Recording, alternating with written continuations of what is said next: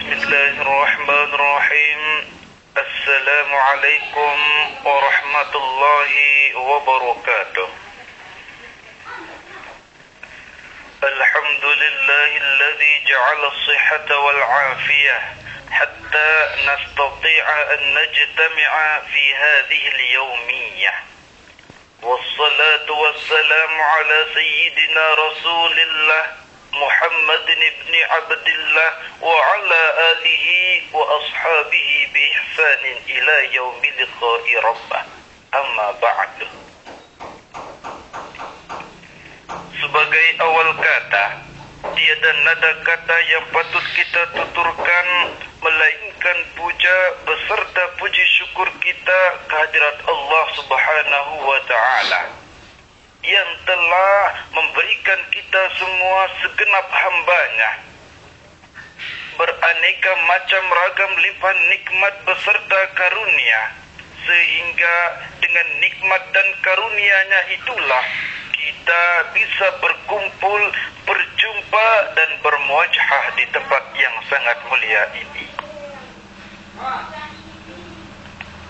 Salawat beserta salam tak lupa kita hadiahkan kepada sosok pemuda yang paling baik tingkah lakunya, yang paling elok budi pekertinya, dan tentunya yang paling halus tutur bahasanya.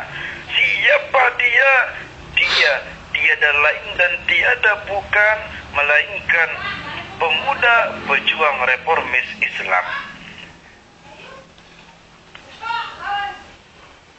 Pejuang reformis Islam ini dulunya bukanlah seorang jenderal ataupun kopral, letnan ataupun komandan, insinyur ataupun gubernur. Akan tetapi pejuang reformis Islam ini adalah manusia biasa yang sejak kecilnya sudah bergelar yatim dan bertitel piatu,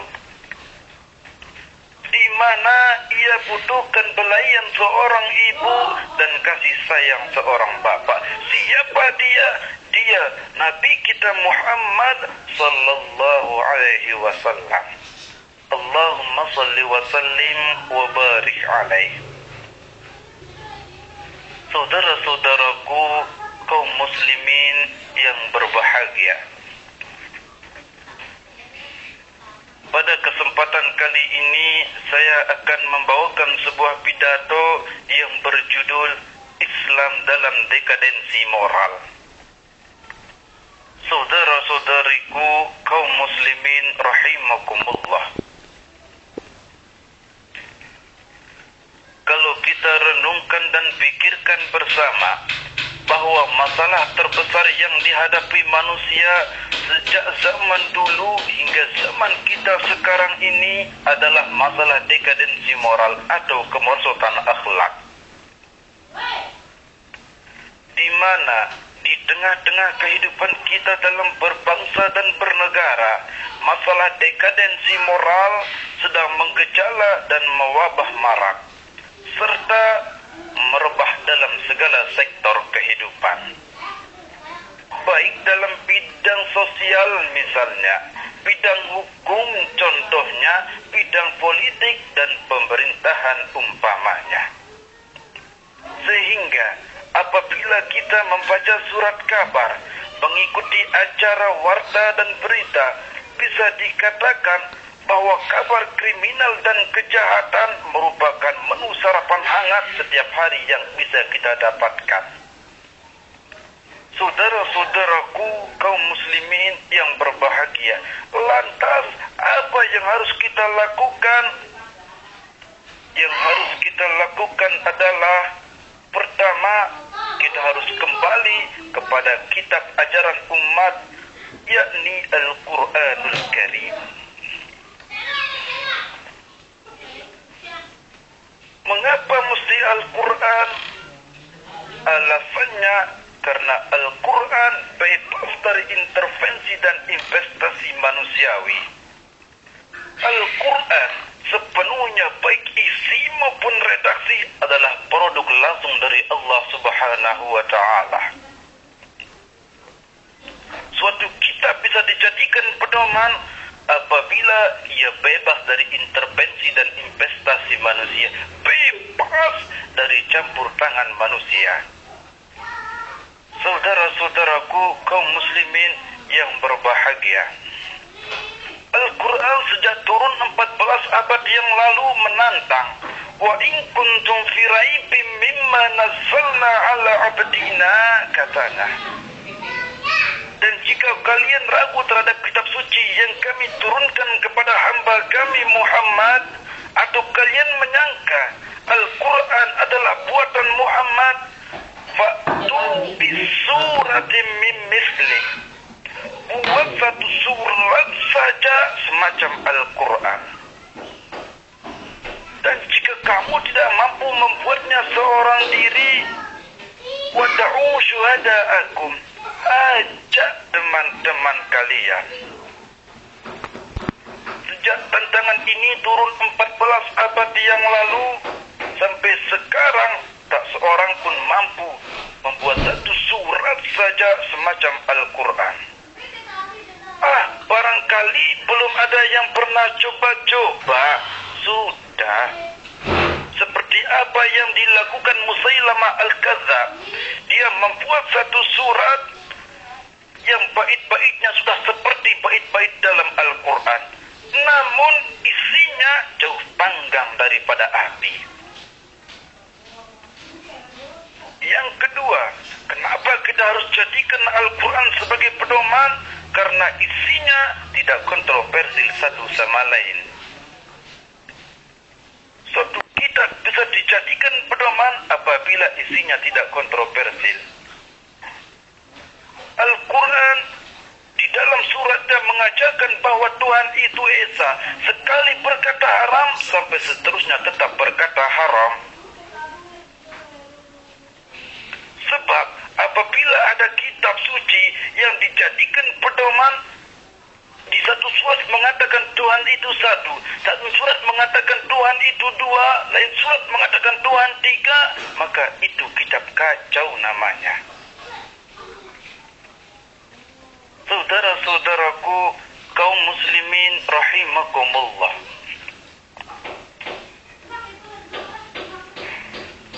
selanjutnya yang harus kita lakukan setelah kembali kepada pedoman kitab suci kita Al-Quran adalah merenung bahwa hidup ini, hidup kita butuh yang namanya contoh dan tauladan.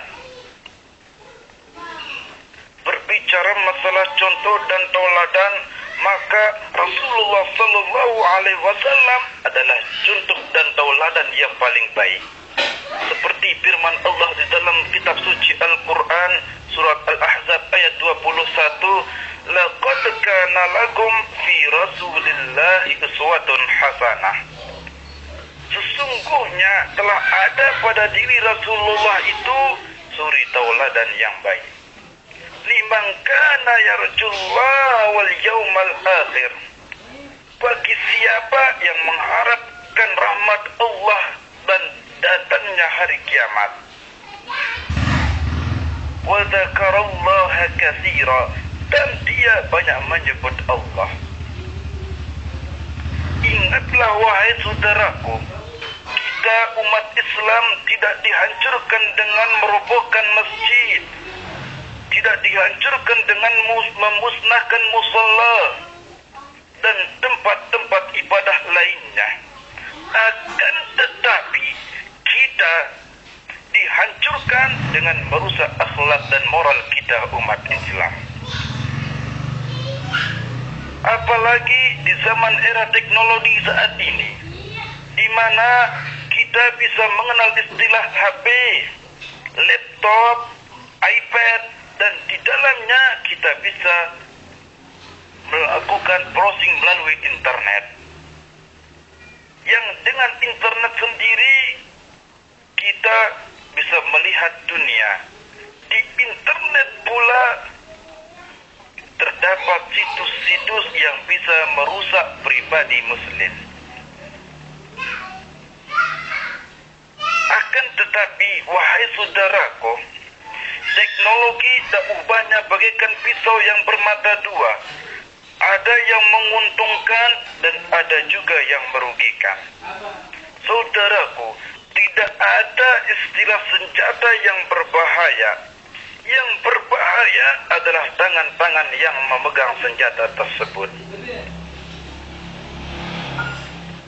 Begitu pula dengan teknologi. Kalau yang mengoperasikannya tangan-tangan yang beriman dan bertakwa, maka akan mendatangkan manfaat.